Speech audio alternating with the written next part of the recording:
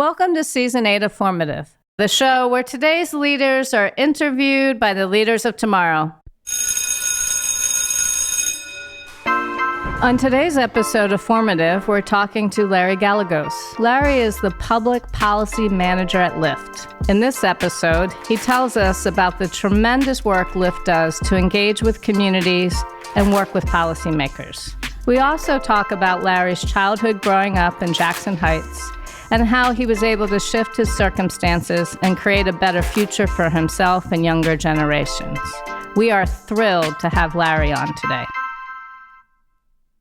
Hello and welcome. I'm Rachel Gazdick, CEO of New York Edge, and my co-host today is Lyric from MS375X. Lyric, can you tell the audience a little bit about who you are? I like to dance, sing, and debate. I grew up in North Carolina, moved into New York when I was 8 years old. I like ELA. That's my favorite subject, and I want to become a lawyer when I get older. That's cool. I'm sure you'll become an excellent lawyer. Lyric, who are we interviewing today? Yes, ma'am, and we're interviewing Mr. Larry. All right, let's welcome Larry Gallegos then. Thank you so much for being here. Thank you. Hey, thanks for having me. Great. Lyric, what's your first question for Larry? My first question, can you break down what your job entails? Because I honestly don't know as much. So can you please explain? Sure. No, yeah. So my role here at Lyft is to try to figure out ways how a private company like ours can work with the community. You know, that's why we try to partner with community organizations that are doing good work to try to help the communities that they're serving. And at the same time, my role here at Lyft, what it helps me to do is work with your elected officials, like your Congress members, your senators, your assembly members, your city council members, to come up with laws and rules that are in the best interest of the drivers, the communities that we're trying to get to and help out the most, you know, and that comes because of my background and the time I've worked in government. Mr. Larry, how do you feel to be the public manager of Lyft? I enjoy it very much. I enjoy it very much. And I think, you know, people sometimes ask, what does a public policy manager for Lyft do?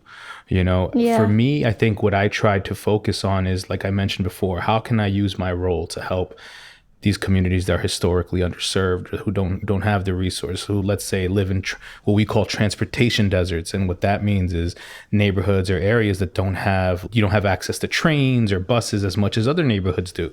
So we want to make sure that there's equitable access to transportation and that folks have the ability to get to and from places, and that transportation doesn't serve as a barrier to, you know, get to a job interview. If you're an expecting mother, to get to your doctor's appointments. If you're going to work on a late night shift, to get home at a reasonable time to spend time with your family. So I think that's what I enjoy most about my role here at Lyft. Yes. So before you was the manager, were you one of the employees of Lyft, and you became the manager, or were you just, when you just got there, you just became the manager? When I just got here, I came in as a manager. Before this, I worked at the MTA. So I worked for our buses and our trains. I was the assistant director of government relations there. And before that, I worked in Congress for a little while. And then before that, the city council. So I've been in government. I've slowly changed positions until I got to this point here now. But yeah. That's great. Mr. Larry, so I heard that you was helping the community out in Buffalo, New York, because of the shooting in the supermarket. Can you tell me more about that? I think my goal is, you want to help communities who have historically been underserved, who haven't gotten the resources or the benefits that other communities have had in the past. So when the Buffalo shooting happened, it happened for terrible reasons. It happened because of a racist mentality. And the first thing that came to mind was, how can we help them? As you know, in my current role at Lyft, what do? We provide transportation. It's cars to get you to and from places. And in Buffalo, where the shooting happened, in that supermarket, that was the closest supermarket to that neighborhood, to that community. So for folks to get to and from there was going to become very challenging, because it closed down after the shooting for a period of time. So you have to take into consideration that who goes to these supermarkets? Who are the folks that need these resources? It's people like you and me. It's kids. It's senior citizens who can't necessarily travel that far.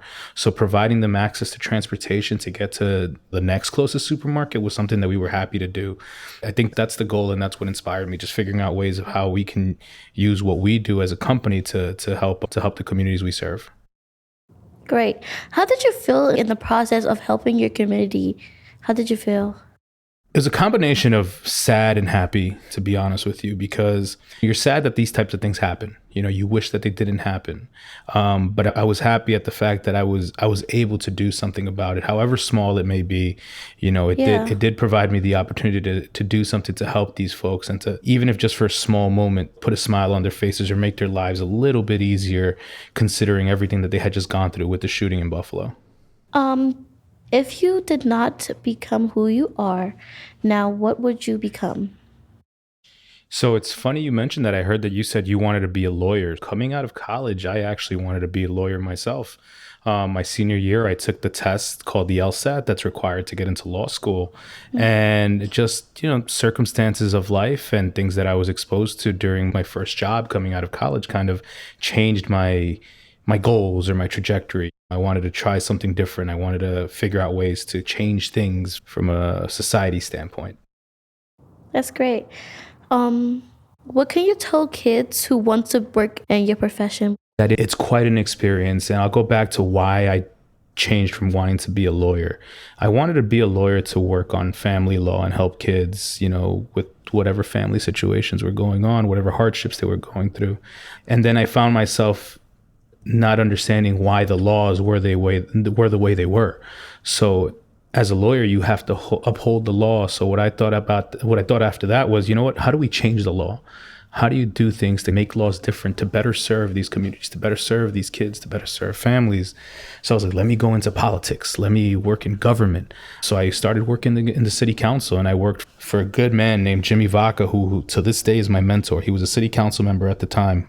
And he educated me a lot. He taught me a lot. He's the reason I got my master's degree even as I got older. I continued down that journey, and what I would tell kids is to follow through with it and kind of look at the unlimited possibilities that come with that. I'll tell you a story about myself.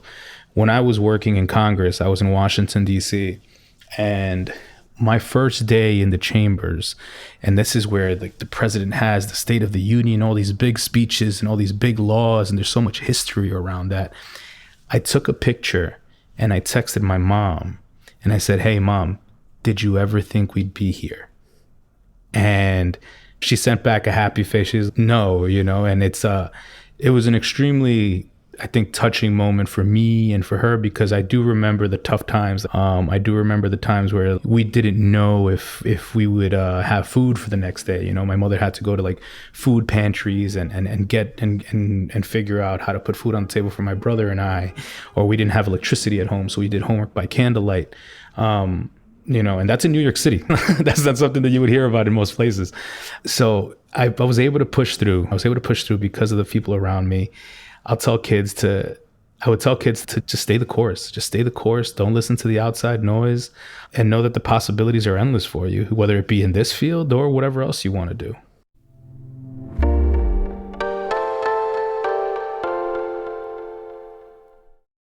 Did you have what was your hardest obstacle that you had to overcome? Oof, that was a deep question. I think that, growing up, every family looks a little bit different. Some folks live with their grandparents, some folks live with their mom, some folks live with their mom and dad. I came up in a household where it was just my mom. My mom looked out for my brother and I. She worked a lot of hours to try to pay the bills and take care of me and my brother. Oftentimes that would feel a little bit challenging. There was stuff at school and my mother couldn't always be there. I played football growing up a little, and not having a dad around at times would make me sad. So there were, growing up with a single mother presents certain challenges at times. There's things that you feel like you're missing out on, and it does upset you. But I think understanding there was an additional support system around me, my coaches, my teachers, other folks that I was fortunate enough to have in my life that kind of helped fill that gap a little bit, helped me push through and continue to remind me that although I was lacking one thing, I had other things to help make up for that. So continuously reminding myself of that, and keeping in mind that, it's regardless of how bad things may seem, you'll be able to get through it. Tomorrow will be another day. Tomorrow will be another opportunity to get ahead, move ahead, and do good. As an adult now, did you ever reconnect with your father?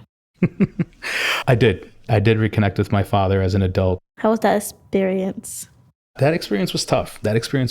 And it was tough because you had so many questions. I had so many questions for him. And I reconnected with him when I was older, and I had my own son. After that point. So it was even tougher for me to kind of understand, like I know how I feel about my son. I love my son an incredible amount, So for me to understand that my dad wasn't around as much, it was a little tough for me. It was a little tough for me to kind of put that aside and be as forgiving as I should be, But I think for me, the reason for which I decided to speak to him when I was older was because it's not always good to just keep those feelings inside. So have those conversations. You might not get the answers you want, even when you're older, but to be able to get that off your chest and just not hold on to that for all that time is extremely helpful. Thank you. Did anyone tell you that you couldn't be who you are today? Did anyone stop you from being that? Yeah, I encountered that a few times during my life when I was your age and even younger at times. And I'll tell you, sometimes the first person that said that to me was myself.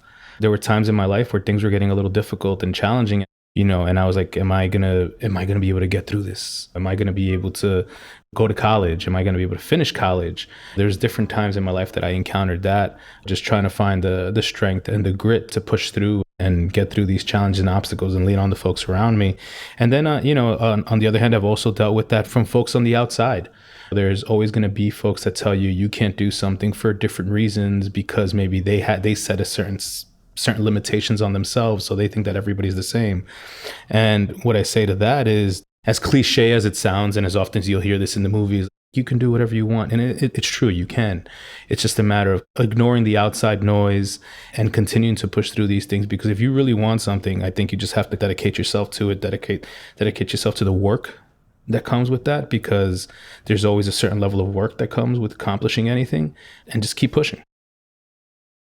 That's amazing. And you to be the manager for Lyft and didn't come from a lot of money, and you came from the bottom, you came to the top, and you're now, becoming something amazing.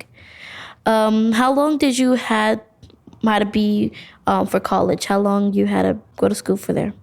I went to school for my bachelor's. It took me 5 years because I couldn't go to school full time. I had to work while I was going to school to pay for my college. So it took me 5 years to get my bachelor's degree. And then I couldn't afford grad school, so I had to work right away. I kept working, and I got to a point in my career, early in my 30s. I got my master's degree in my 30s, where I wanted to do more. I wanted to move up and get a better title and do, provide more for my family. And you couldn't do that without a master's degree in my field. So I took my master's program, took me 2 years after that. So altogether about 7 years, but they were broken up. It's not something that happened immediately. There's not, like I said, everybody's journey is a little different. Yeah, that's a lot. That's a lot. How did you feel in that moment of doing all that, working, going to school? Because that's a lot to do, and it's a lot on your mental state. I wanted to quit. When I was in my master's program. I was a year into it. And, I had 2 kids already at the time, and I was working and going to school. I called my mentor, Jimmy Vaca, and I said, "Hey, Jimmy, I think that I want to take some time off. I have a lot going on at home. It's tough with my family and time and all this stuff. I don't know if I can do this right now, but I'll come back to it." He scolded me. I'm a grown adult at this point, 30-something years old. And he said, "You listen to me." He's like, "If you stop going to school right now, you're not going to finish. So," he's like, "at the very least, take one course and just stay on that." And I was like, okay. I was like, all right, Jimmy. So I I decided to break it up a little bit, but went to school during the summer and took courses then and was able to finish in time. But yeah, it was hard and I wanted to quit. I wanted to quit because of just the time and how stressful it was to do homework and work. I heard that you was raised in Jackson Heights, correct? Yeah. How was the community over there? Jackson Heights is big melting pot of a bunch of different people. You have a lot of different cultures, a lot of different languages spoken. So for me, growing up was a very fun experience. There was a very large sense of community. I grew up on a block where if I was playing outside and if I was misbehaving and my neighbors saw me misbehaving, they would call my mom. They would call my mom and be like, hey, I saw Larry doing this. And when I got home, my mommy scolded me, so I tried to make sure to not get in trouble and not get caught doing things. But Jackson Heights was very rich in culture and just different languages. And I think the best part about that was the fact that there were so many different types of people there. There were so many different communities all within, I think, a 10-block radius at times. So that teaches you to be more understanding, that teaches you tolerance, that teaches you things that I probably wouldn't have learned had I lived in a neighborhood where everyone looked exactly like me or where everyone looked another way. This is that's the beauty of living in a city like New York, being raised in a city like New York. So is Jackson Heights different from the community you live in now, Woodside? Not that different. It's changed a little bit over the years. There has been a lot of new people that have moved into my neighborhood and my old neighborhood. I think with time comes change. Rents have gotten higher, and I think that's a whole nother conversation we could have about people being forced to move elsewhere. But the community is not too different. You have a lot of younger folks like myself, younger professionals who have families and are trying to just get ahead. But I enjoy it. I enjoy it a lot. I think it still has some of that community feel. But I won't lie to you, I do miss Jackson Heights. I do miss the old Jackson Heights. I do miss the neighborhood that I grew up in, all the different smells, sounds, noises, all that fun stuff that came with that. So what was your hobbies growing up in Jackson Heights? And if you still do the hobbies now? So yeah, growing up in Jackson Heights, my hobbies were, I loved playing sports with my friends. There was a lot of kids on the block. So we would play manhunt, play football, play basketball, things of that sort. And we were improvised. We didn't have the money for a basketball hoop. So we put 3 garbage cans, pile them on top of each other and shoot the basketball into the garbage cans. And we would have to stop every now and then when the garbage can would tip over. But yeah, so we improvised. I love playing sports. I grew up playing football. Organized football. I played Pop Warner. And now I'm a little older now. My body can't take the hits I used to take when I was growing up. So I don't play tackle football as much anymore. But when I get a chance to run around a little bit and catch the ball, play flag football or anything of that sort, I try to. Nowadays, I think what I try to do is I'm with my kids. My kids do jujitsu. They do soccer, gymnastics, swimming. So I try very hard to just be very present for them. And I'll tell you, I think that what people say about having children and being there for them. The first time my son scored a goal, it was super exciting for me. I'm jumping around on the sideline, just losing my mind because I was so excited for him.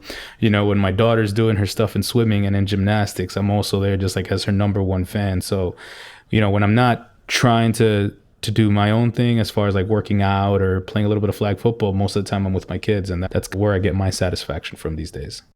That's amazing. What are some of your hobbies? I like to dance. I am in dance. I like to sing. I'm in chorus. I'm in debate. Like I said, I like to debate.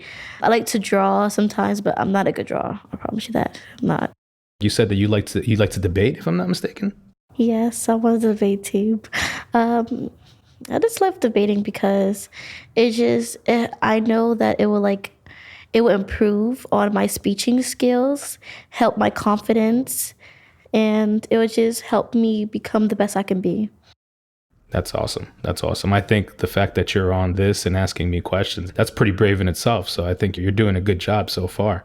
Thank you. I think you're doing a good job too because it's a lot on helping the community and coming up with great ideas. Of course, you have a team, but also it's like really hard to come up with things. And also it's hard to bring different ideas into one and how, like you said, face obstacles to become who you are today. So I think that's brave of you. Very well said, Lyric. We have one final question we ask all our guests, and it's this. If you could speak to your 13-year-old self, what would you say? I would tell my 13-year-old self is that it's going to be okay. I remember when I was very young, oftentimes problems would present themselves and I would feel like it was the end of the world. I feel like that was the biggest issue or the biggest thing going on. So I would just tell myself, chill out, relax, the sun's going to come up again tomorrow. Everything's going to be okay. Just work through it. That's easier said than done at times. I know that life can present some obstacles and challenges, but it's a matter of just pushing through at times and leaning on the support system around you. If you have, teachers, coaches, your parents or relatives or someone that you could kind of lean on, just take advantage of that. Well, thanks so much, Larry and Lyric. This has been such a pleasure. Thank you and bye. Thank you. Lyric, thank you so much. That was incredible. Thank you. Have a nice rest of your day. You too. Thank you. Thanks for listening to Formative, a production of New York Edge. I'm your host, Rachel Gazdick.